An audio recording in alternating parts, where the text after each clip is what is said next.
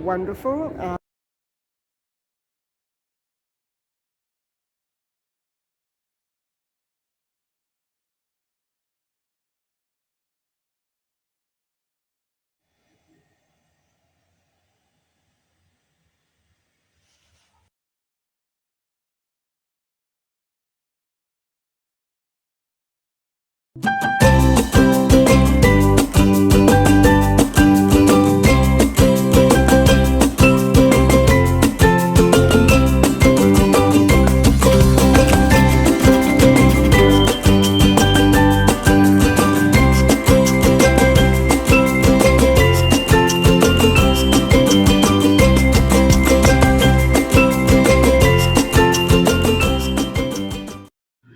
Welcome to my channel. Hi everybody, how are you doing today? I hope you're all doing fine. And as you can see, I'm having one of these hair days again. Um, I have just been sort of trying to decide what content to do today, and I'm thinking that I'll definitely be continuing with the Amelia Earhart part 6. We'll continue to look at theories as to what might have happened to Amelia and Fred, and where the plane actually ended up, and what could have possibly happened to them after the fact of another failed um, flight, I guess. And so we're going to be looking at that a little later on, just to let you know. And so, guys, I'm not sure if I've showed you if I've shown you the unboxing yet, but as you can see, I bought the pasta maker, and I am still struggling to find a spot for the box. Um, oh, and so, one of these days, I'll be trying to go through the steps of how to make a basic pasta dough, because that's why I bought it. I want the pasta sheets and the noodles. And so I really have to see if it works with whole wheat pasta, or whole wheat flour, I should say. And I like to make my pasta dough egg free. And so I'm not sure if the recipes in here are going to be adequate for those. I have 3 little recipe booklets here. And I bought one set of the attachments. Hold on, I'll show you again. And so, guys, this is the attachment I was after. And so, it comes with 3 pieces inside here. And one of them is for flat noodles, flat sheets. And the other 2 are for tagliatelle, which are flat and square, and spaghetti, which are round. And so I've already tried to attach them, and I figured it out pretty much. But it's such a complex machine. You have to be very careful of exactly how you twist and manipulate all the knobs and buttons. And so I'm afraid to open it because, excuse me, it says if you don't, and I know that this happened to somebody's refrigerator. The whole kitchen was demolished. Um, it causes serious injury, and it could be, very deadly if you just plug it in and it starts doing all kinds of stuff. So I'm going to be wearing some kind of protective gear the first time I use it, but I'm sure it's going to be okay. They have to put that warning because it can go right through a wall if it's not attached properly. It's very powerful. And so that's all I needed to see, a death warning on my pasta machine. So anyway, see, there's another warning. It's very important that I know exactly how it works before I start cooking away. And so, one more thing. So, I am back to following my healthy old meal plan of the starch solution, which is a starch based and sugar free, fat free meal plan. And the most logical meal for me to start with um, regarding the pasta machine would be the potato gnocchi that I did last summer by hand, and they were absolutely delicious. But I can easily make potato gnocchi with my pasta machine, and so it's going to be trial and error, but maybe I should just stick with plain noodles the first time I use the pasta machine. And then I'll gradually start incorporating these foods. Now, I can eat noodles and potatoes every day. And so that is one of the reasons why I purchased the pasta machine, because making it by hand is okay, but when you want something to really turn out well and you need a helping hand, this machine that I can't find a place to put the box is awesome. And so I am really excited but nervous at the same time to start using my machine. And this book has all sorts of wonderful recipes with flour and dough.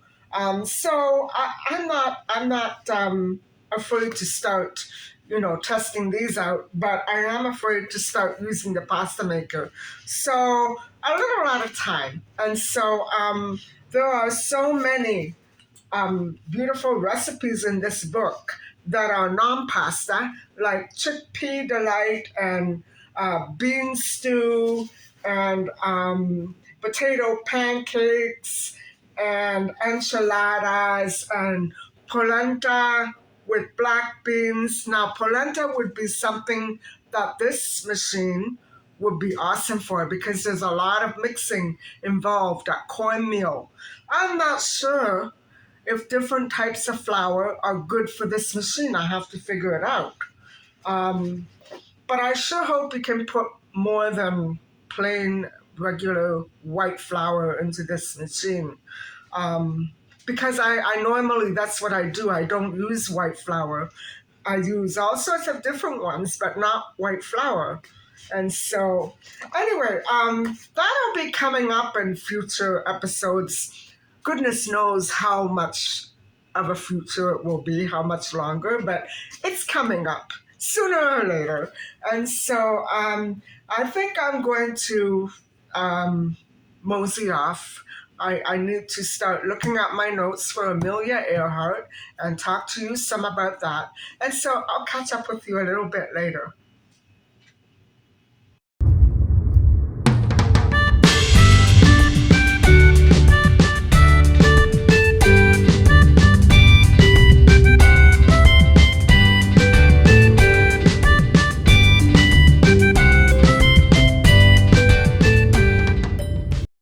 So, guys, I guess you could say I'm still doing a little birthday shopping.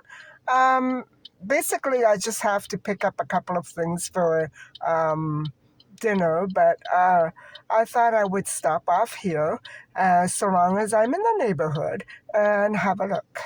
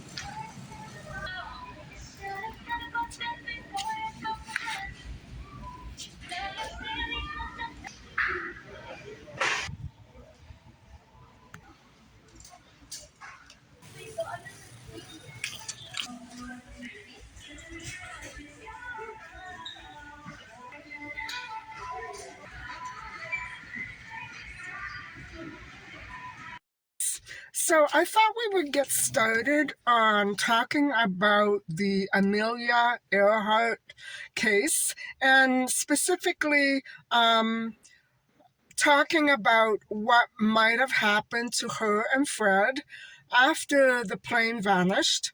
And so last time we were talking about the theories surrounding what happened with the plane, the technical difficulties that were going on with the plane. And although there were found to be some hoax reports, the plane was definitely, and now I question that too, definitely found to be experiencing technical difficulties with the communicating wires, the radio communication. And so I'm thinking that maybe if they were indeed um, otherwise engaged in another different kind of project, and were using, the first flight around the world as an excuse to do something else, then maybe it's not as it seems. We don't know. I can suppose all I want. I don't have the evidence to make any suppositions at all. But let's go over. There are 9 theories about what might have transpired after the plane uh, vanished. And so we want to know what happened with Amelia and Fred and what became of them. Where did the plane go and what happened to them? So, okay. Like the aircraft malfunctions, there are numerous conspiracy theories regarding Amelia and Fred's disappearance, which may explain why, if any of them would be true, there may have been hoaxes about the radio communication. They were having some difficulties because even on the previous trip, Amelia had a problem hearing what the operators were saying. And so, anyway, um, right now we're going to be sticking with theories about what happened to them. And so, one theory is that the pilots were taken as prisoners of war by the Japanese, and that seems to be a pretty grave yet viable explanation. I would take that to be the most plausible. Um, and I really haven't had a chance to think about it much. What I think shouldn't matter anyway. It should all be up to objective evidence. So anyway, so it could have even been the Chinese. But however, the plane supposedly vanished in Japanese territory. So that's what I'm trying to say, guys. If she vanished involuntarily, it could have been the Japanese. I'm not saying it was. I don't know. And so another theory claims that this is the one that I really like because it's worth investigating, right? We have to investigate it. And it has been investigated. Nothing came of, nobody knows. You know what I mean? And so the theory goes that Amelia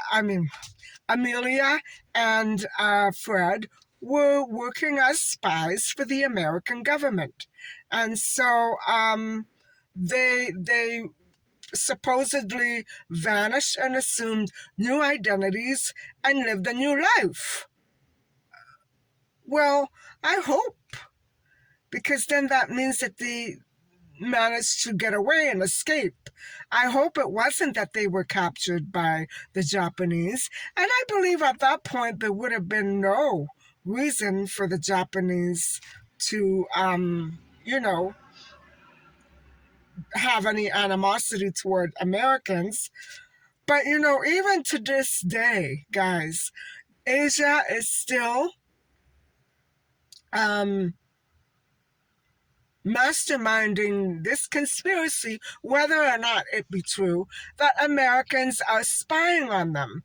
Well, okay, I don't know too much about that, but some of the headlines from coming from Hong Kong were, and this came on April the 28th, the 30-year dream of the round the world trip became a reality with the arrival of the Hong Kong Clipper from Manila on the first regular flight between these two cities, Hong Kong and Manila. So the Clipper, bridging the last 700-mile gap in the America-Asia service, placed a link in an airplane chain to encircle the world in under a month using scheduled commercial planes. And so they were celebrating, guys. It was a real accomplishment. And so the lessening of physical gaps, of services that were required and necessary, were simplified. And I'm going to explain that in a minute. And so the it was it was okay, Hong Kong was celebrating and offering congratulations for the American Trans-Pacific Air Service, and it hoped that it would be another bond of goodwill between USA and Asia. And so that sounds like a good thing. And so the Manila Hong Kong flight, the first flight, was uneventful despite some bad weather. And so they had to do a little bit of intermittent blind flying. And so that's unfortunate, but nothing happened. And so the craft, what did the craft do? What was the craft's function? It was kind of multiple. First of all, it brought 2,500 pounds of American cargo, including 100,000 letters and newspapers from the United States, about a week old. So that is how they got news. And so that's incredible how they did it. In those days. I never knew that they had to go through so much. And so aboard the China Clipper, they those things were being transferred to the Hong Kong Clipper. And so that's what the article says. And that would be in Manila. It was transferred in Manila. And so a large crowd was there, guys, when the plane landed in Manila for the first time. And it was like a big celebration. And so on its return flight a few days later, it carried 2,500 pounds of cargo and 40,000 pieces of mail. And so what I'm thinking, guys, is if Amelia indeed, of course she was, very interested in setting that world record to be the first woman to fly across the transatlantic ocean, round trip, like worldwide. I think that maybe this might have influenced her in a negative way. It might have, I'm not sure. But because there was such a parallel, a sense of achievement between Amelia and this Asian company that wanted to expand across the world, and maybe they wanted to be recognized as being the only ones. I'm not sure. I don't know how to take that. And so I don't know. Her failed transatlantic flight, guys. It really haunts me because it happened at a time when all of this other stuff was going on. And so that's what makes me suspicious. And so, okay. Uh, Moving on to the first theory then. Um, the crash and sink theory. Amelia had run out of fuel, and we know because she said that she was running low on fuel, and then crashed and perished in the Pacific Ocean. Well, yes, this is the most obvious and logical explanation of what might have happened to her and Fred. Unless, of course, she lied for some reason about how much gas she had. She was supposed to, there was a scheduled refuel at Howland Island, and that is where they were headed. But maybe that was a cover up, and maybe, I don't know, maybe they didn't respond to radio messages because they really weren't supposed to go there. I don't know. This is what all these conspiracy theories have been trying to suggest. And so we're going to move on with this. So it's no secret, guys, that the flight itself was poorly and very hurriedly executed. It wasn't carried out properly. For instance, they were upgrading all those wires for radioing. Shouldn't have been done right before the flight. You know what I'm saying? That's just an example. And so, the craft was so low on fuel. Many researchers say that Amelia and Fred simply ran out of fuel trying to find Howland Island. And so that, of course, can take a lot of gas. So, all right. The plane carried enough fuel, okay, to reach Howland Island with a little extra to spare. And maybe they were saying before 40% more. But because they were trying to conserve weight, I'm thinking maybe, it wasn't as much as 40% more. It covered things like, the gas covered things like headwinds and searching for Howland Island. So that's what the extra and spare gallons were put in for.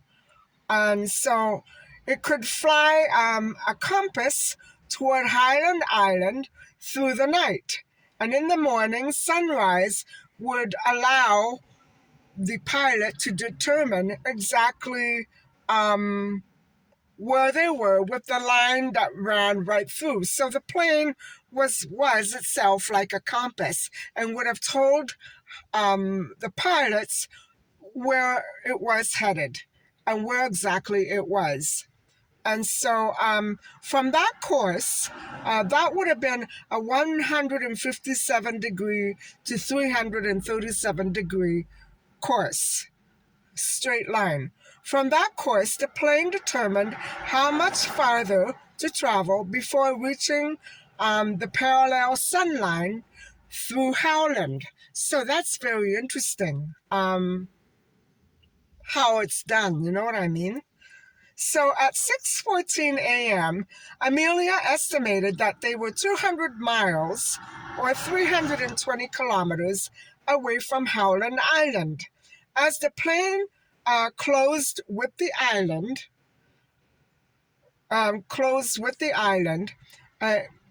they expected to be in radio contact with the agents.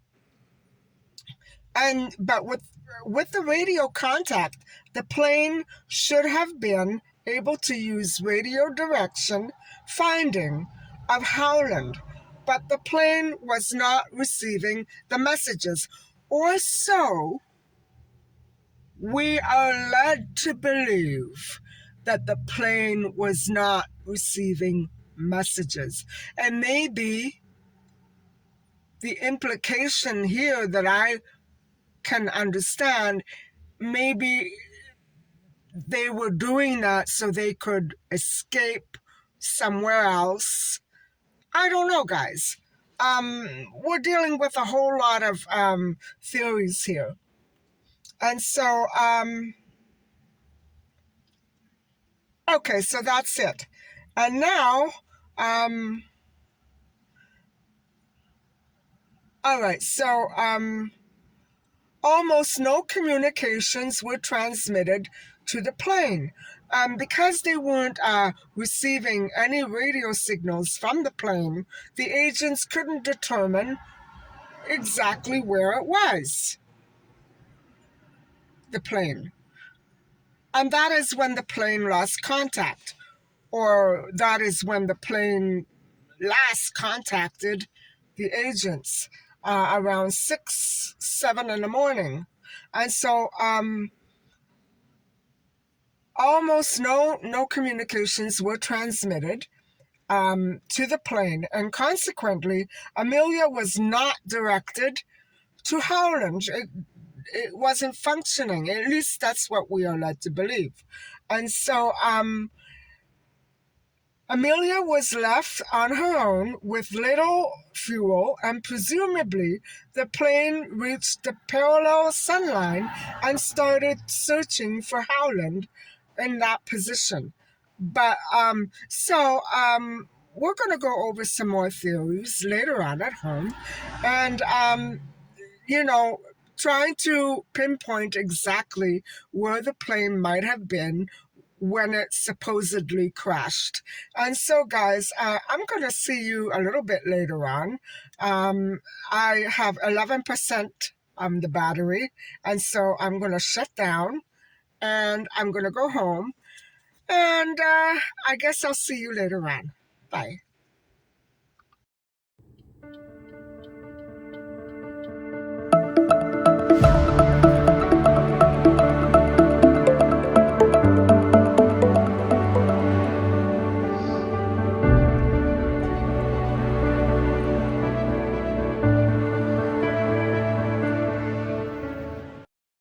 Hey, everybody. So I'm home, and I have a bit of a haul for you.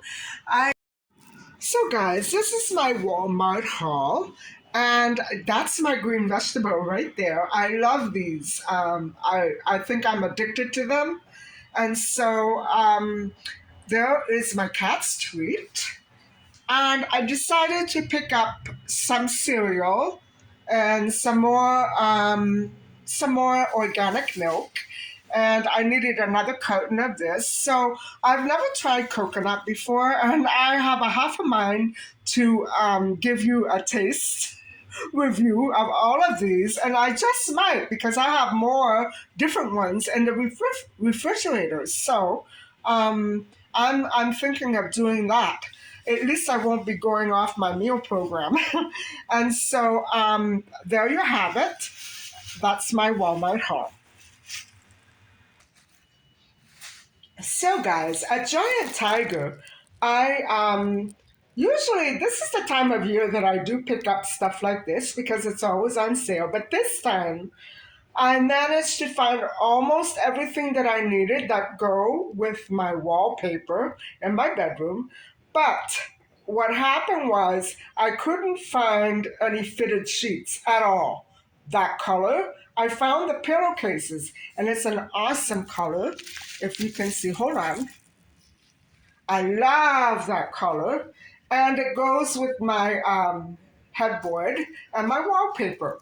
But no fitted sheets at all. They had not in this color at least, and no fitted sheets anywhere in the store. And so, okay, guys, these two items. This one is a duvet with two pillow covers. 38 bucks for those two items. And so there you have it, my giant tiger haul.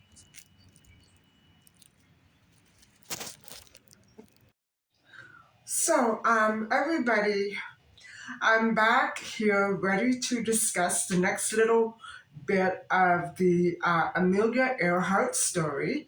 And we are actually past the theories about the radio equipment and the plane malfunctions, and we examined about five or six of those theories, and now we're moving on to the theories of regarding the whereabouts, the possible whereabouts, and the possible occurrences as to the whatever happened to Amelia and Fred.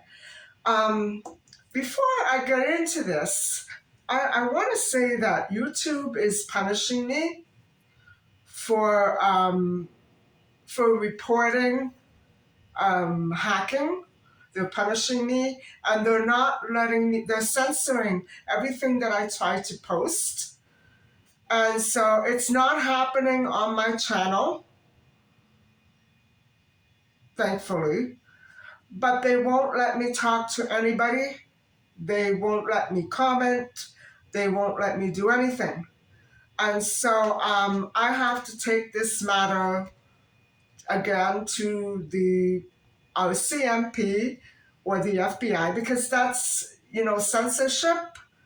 And because I happen to know that this person is doing it to me, I've been through it twice now with the same person. They're helping her. And yes, I'm going to keep reporting it. Yes. And if YouTube doesn't like it, it's too bad. I don't like what's being done to me, and I'm not trying to censor anybody. So, anyway, it seems that every time I do a missing kid story, um, YouTube, YouTube usually takes the side of the people who don't want me to talk about these cases. And so that's why I think criminals could be probably involved. I'm not saying they are. I have no way of knowing for sure. But anyway, let's get back to the theories and discussing whatever happened to Amelia and Fred. So we were looking at some of the headlines, and we were talking about how um, it could be that it was like a competition between USA and Asia regarding world trip flights. And so I think that one of the most generally accepted versions of the this pair's disappearance is that it was a crash and sink. And so, they were going to refuel, and they probably crashed and sank and ran out of gas at the same time. And as we know, uh, look at what happened with the Titan sub. Once you hit the water, you're pretty much, when our body hits the water with that kind of impact, it's pretty much gone. You're just, in indefinite space. You're not a tangible form anymore. That's why I'm hoping that they were spies and they got away and they got to live a new life. I don't know what to believe or what to think. And so, okay, that's the first theory, the crash and sink theory. And so the second theory is that Fred and Amelia didn't die in the ocean. They didn't crash. They landed safely on Gardner Island, and but they didn't survive. They died before rescuing. But that would mean that by the time the Navy and the Army came looking for them, they had already transpired. So I don't know if I want to believe that scenario. So what happens in this particular case is that Amelia misses her intended Pacific Ocean refueling site, which was Howland Island, but she spotted Gardner Island. Now it's known as Niku Maroro, and it was uninhabited coral, I guess like a pier nearby. And she saw it from above, and she was able to land safely. But they didn't survive. I guess now I know that they came looking for them around the fourth or the fifth. They didn't survive. Wow. Um, I don't know about that scenario either. This theory has gained ground in recent years due to the discovery on this Gardner Island of artifacts that could have been related to Amelia, and they include an empty jar of freckle cream. That's cute. I shouldn't laugh. An empty jar of freckle cream that she used to use, and a piece of plexiglass similar to that used in the Lockheed Electra airplane that she flew. So maybe a piece of it fell out.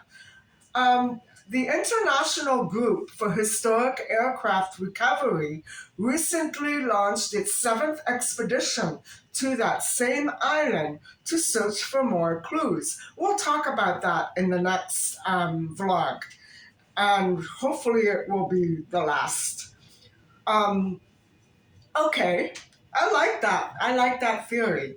However, I have heard in a different source that those items were in fact not related to Amelia, and they were manufactured later than her disappearance. I don't know what to believe. And so, number three, this theory supposes that Amelia's flight was an elaborate scheme to spy on the Japanese who captured her after she crashed. This is really a good one. This is one that merits very serious thought and investigation because Amelia did rub elbows with Franklin and Eleanor at the White House. So I don't know what Franklin Roosevelt was like. So was he the type to put her up to something like this? Who knows? And so did he actually enlist Amelia to spy on Japan? Well, some people say no, that's not too likely. Why not? Well, because Amelia and Fred took the trip uh, and did the flight in a very roundabout fashion. But even so, that wouldn't have, they still could have been spies, right? Uh, so for me, this theory really flies very, very well. And so whether they survived or were captured is beside the point. We should first deal with the spying, but nobody knows for sure if they were actually spies. So, Amelia's east to west route took her from California to South America, across Africa to India, and across the northern tip of Australia, en route to a refueling stop at Howland Island in the Pacific Ocean. So, according to an official account long ago, Amelia never got anywhere close to Japan. Now, I don't know what to believe, you know? Um, but could that be why the radio log that I went through in the last episode seems to be so messed up? Um, Hearing and not hearing, uh, it was a mess. Was it a put on, or was it really a technical issue? This is what I'm getting at. And I think this is what this theory really wants to imply. So, um, you know, whether or not they were supposed to refuel, uh, it could be that they did hear and they were. Um, I, I'm trying to figure it out in my head. If they really were spies, they still could have, um, thrown off the agents and gone somewhere else and pretended, that they had technical problems and issues with the radio. So, regardless of all of this, all of these assumptions, her flight was hardly a secret mission. But then, of course, that would have been the perfect cover up.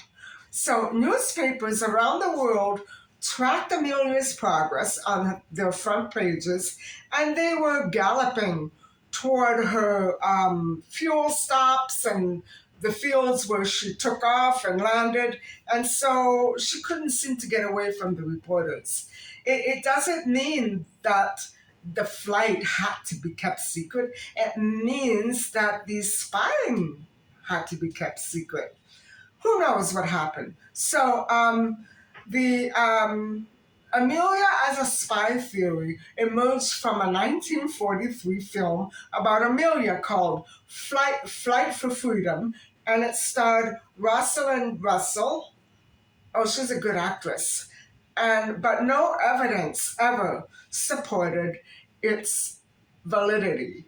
So this is all theory, guys, and we'll never know the truth. So, theory number 4. We're still continuing with theories.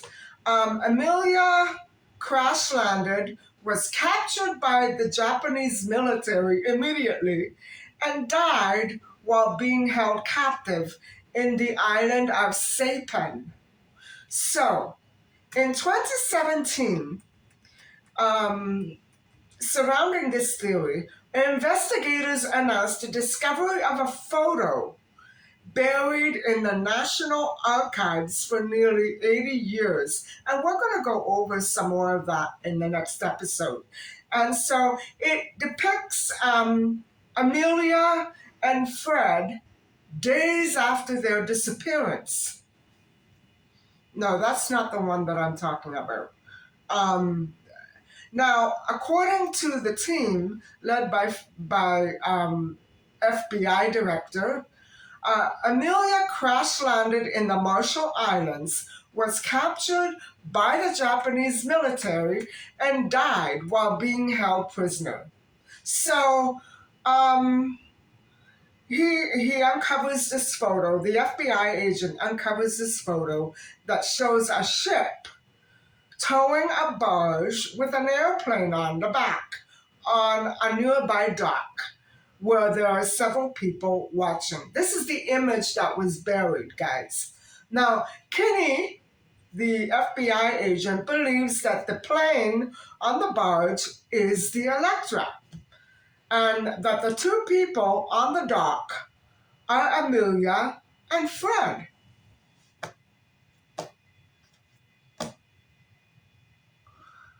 Wow, I wish I could get a close-up of that shot, and if I can manage to get a hold of it online, I will surely show you, because that would be a fascinating find. And so the Marshall Islands, or the Saipan theory of Amelia's fate, isn't very new. And it first surfaced back in the 60s and relies on accounts of Marshall Islanders who claim to have seen the Electra aircraft land. and witnessed Amelia and Fred in Japanese custody. Wow. Could it be that there were two other people? I don't know. In 2015, the FBI and an investigator found two metal fragments on the in the Marshall Islands, which they believe came from Amelia's plane. And so that is very, very interesting, especially where the islanders claim that they saw her. Now, in those days, guys, she was very famous. Everybody would have known what she looked like. So, but they are islanders. We don't know anything about them. We don't know if they were telling the truth, and on and on and on. And so, in a 1970 book, we're still working on number five, put forth by a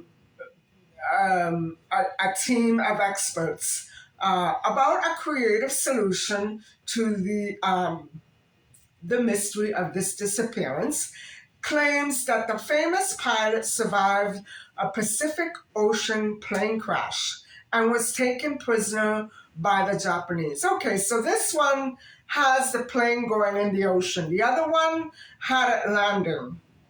Wow, lots of different scenarios. And so I think that this is getting so interesting. And so she was taken prisoner by the Japanese, and at the end of World War II, U.S. forces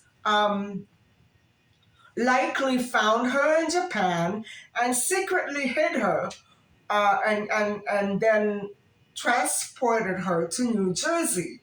Why New Jersey? There, Amelia took the name of Irene Bolam. She must have been a lookalike, and became a banker. Wow. When the real Bolam got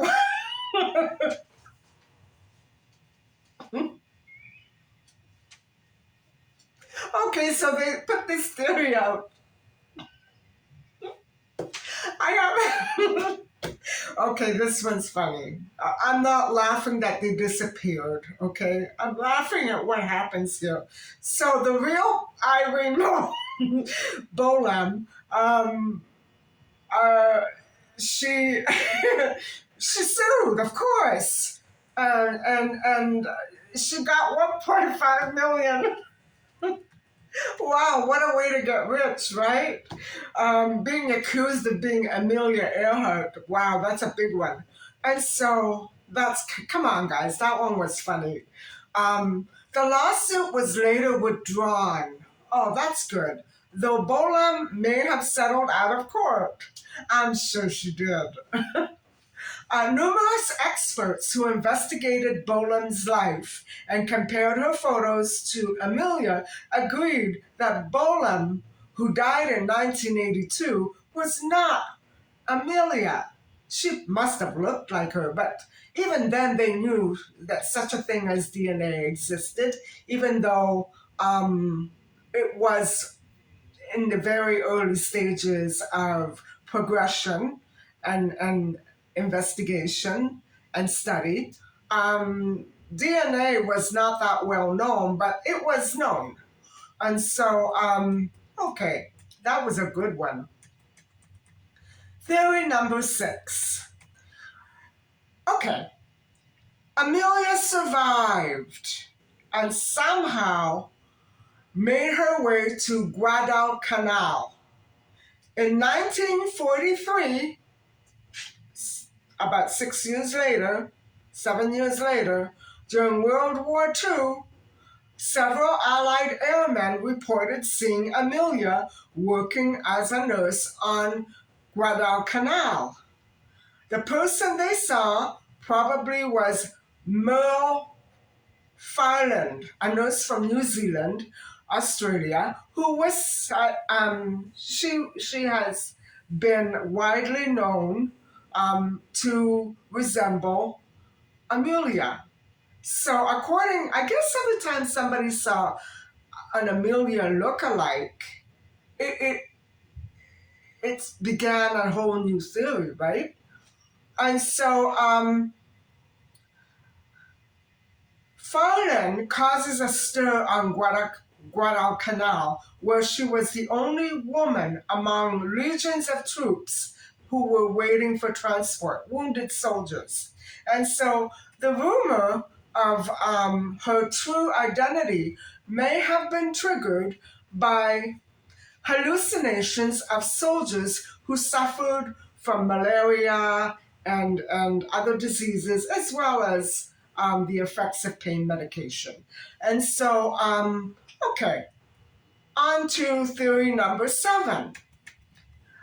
Amelia crashed on New Britain Island. Okay, New Britain Island rests at the eastern edge of Papua New Guinea, roughly along the flight path roughly along the flight path Amelia took on the final few legs of her flight. And so, might she have crashed there? In 1943, an Australian Army corporal on patrol in the island's jungle claimed to have found an aircraft engine bearing a Pratt and Whitney serial number.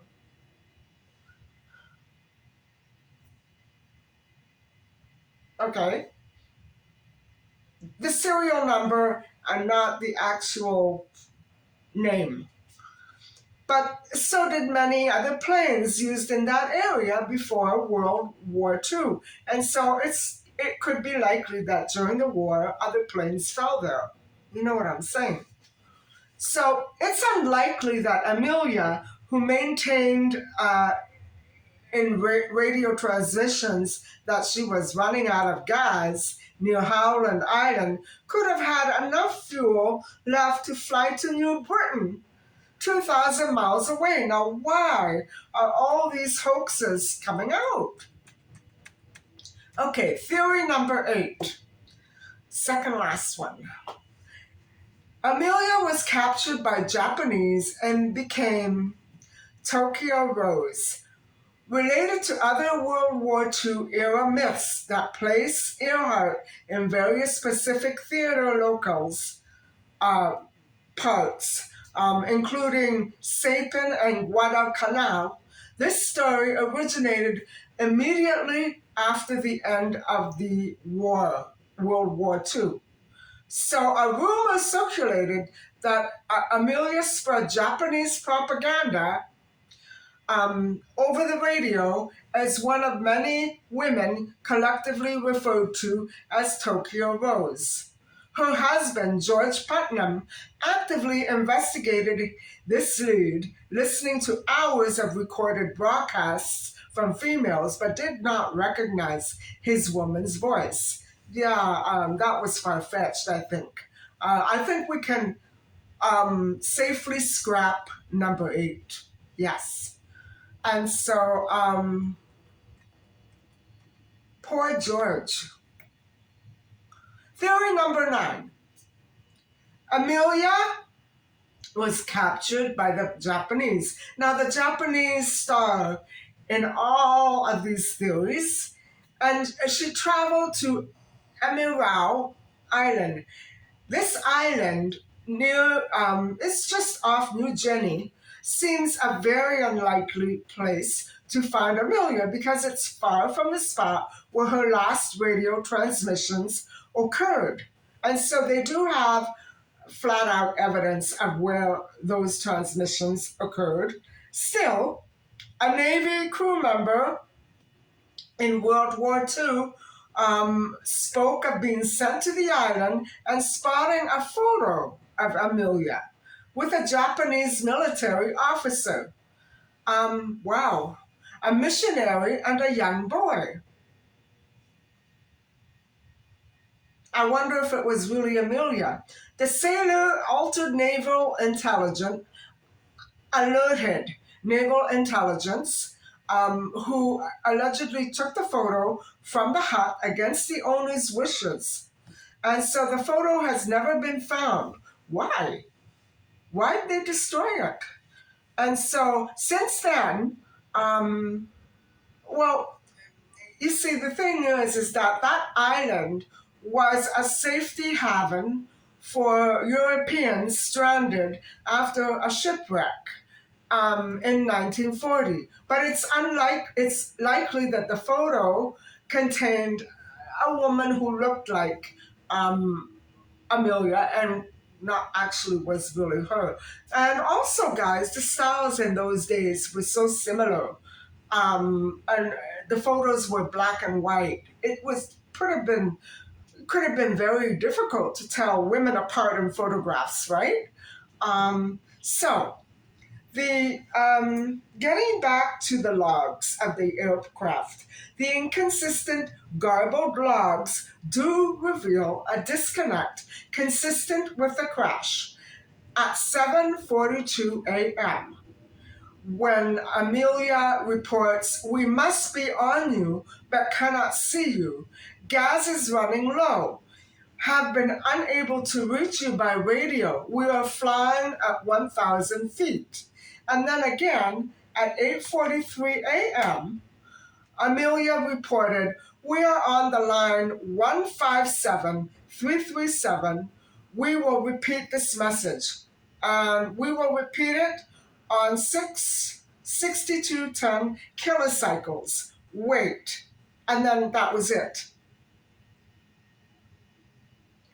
That was it.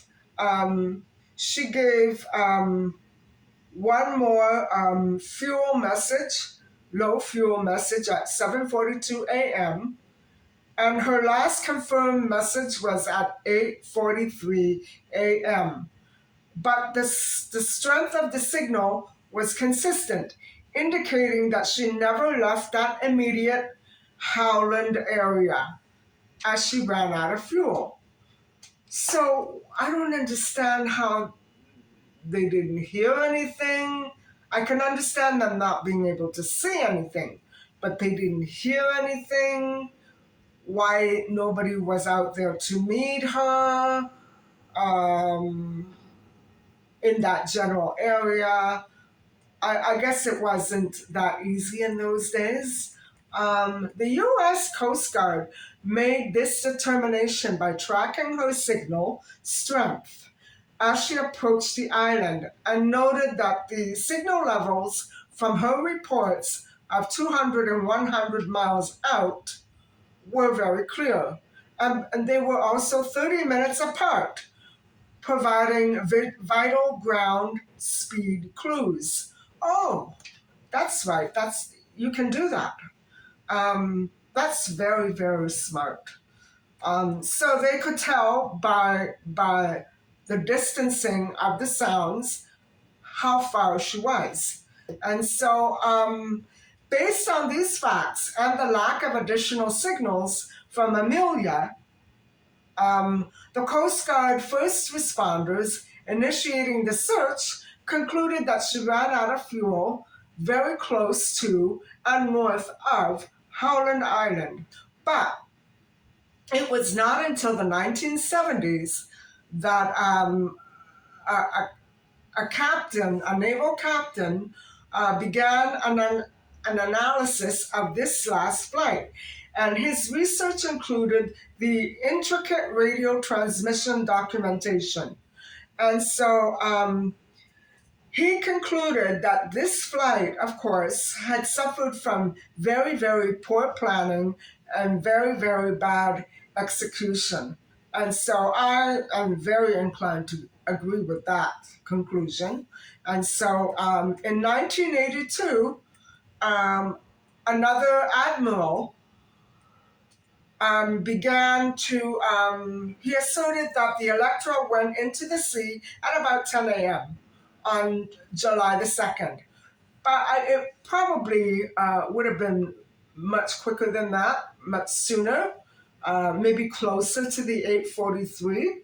It could have been much sooner than that. So British aviation historians interpret this evidence in contemporary accounts, and the Putnams her husband's correspondence and concluded that Amelia's Electra was not fully fueled at Ley.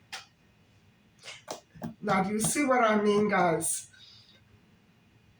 All this hoaxiness and all these theories, somewhere in there is the truth, but it's covered up. And I think that there indeed, I mean, who services a plane and then has it crash? Okay, the planes in those days were very new and people were not that familiar with them. I don't know. I don't care what anybody says. Nobody services a plane uh, which promptly crashes and lands on its belly. So, um, you know, after Amelia and Fred's original flight, the navigational tables were studied for July the 2nd, 1937. And people thought that maybe Fred might have miscalculated the single line approach that was intended to hit directly into Howland.